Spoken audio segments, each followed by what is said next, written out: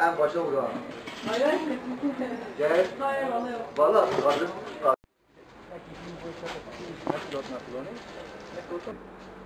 2011'de bir deprem yaşadık. Bu depremden sonra yetkililer buraya hiçbir şekilde el atmadılar. Hiçbir şekilde yardım etmediler bize. Kentsel dönüşümde bir projeleri vardı. Bunu hiçbir zaman başlatmadılar. Hep siyasi malzeme haline getirdiler. Erciş'ten çok göç gitti, yani dışarıya çok göç verdi. Bu anlamda esnaf da sıkıntıya girdi, yani bu göçten dolayı. En sonda bu sene cami pasajının yıkılacağı, kentsel dönüşüm başlayacağı projesi gündeme getirdiler. Ve bizi bayrama bir hafta kala bizi çıkarttılar dışarı.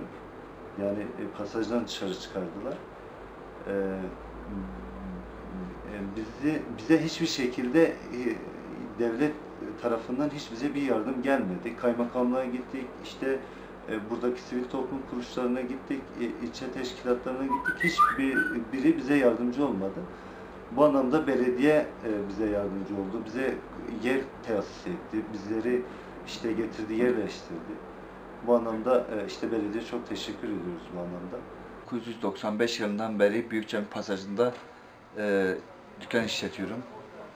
Gümüş ve saat üzerine. Bu sektörde çok iyiydik. Yaklaşık 2011'de olan depremde bayağı bir Erciş hasar gördü. Kentsel dönüşüm projesi vardı. Bu kentsel dönüşüm projesi çok siyasi seçimlere alet oldu. Her seçimde yapılacak denildi. Ve her yıl bize boşaltın diyorlardı. Bir türlü boşaltılmadılar. Seçim malzemesi olduğu için bir türlü yapılmadı. Depremden bu yana hiçbir şey yapılmadı. Hiçbir şey yapılmadı. TOKİ'ler bile parasıyla yapıldı, parasıyla dağıtıldı.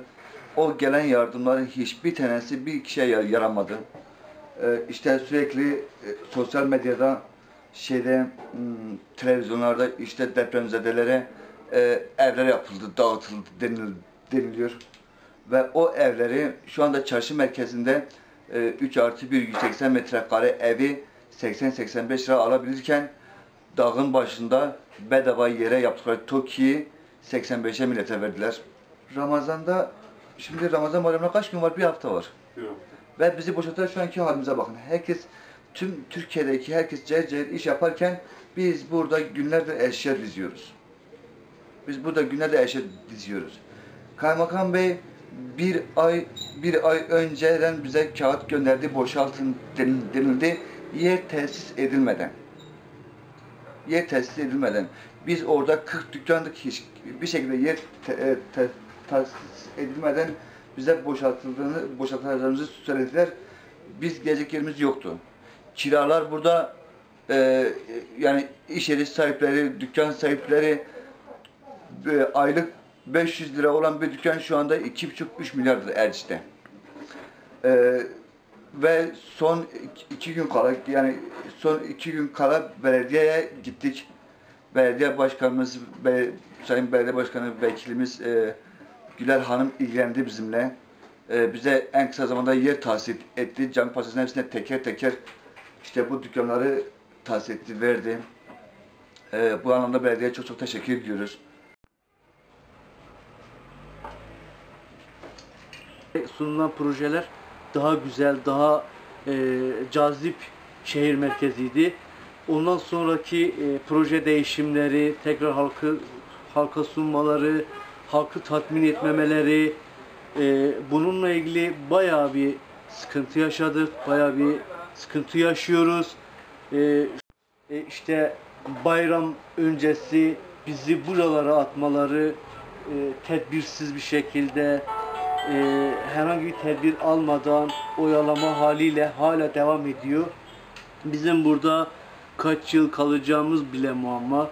Kaç yıl burada sürecek esnaflık hayatımızı bile bilmiyoruz. Çünkü bu tür endişeler evvelinden başlamış, devam ediyor.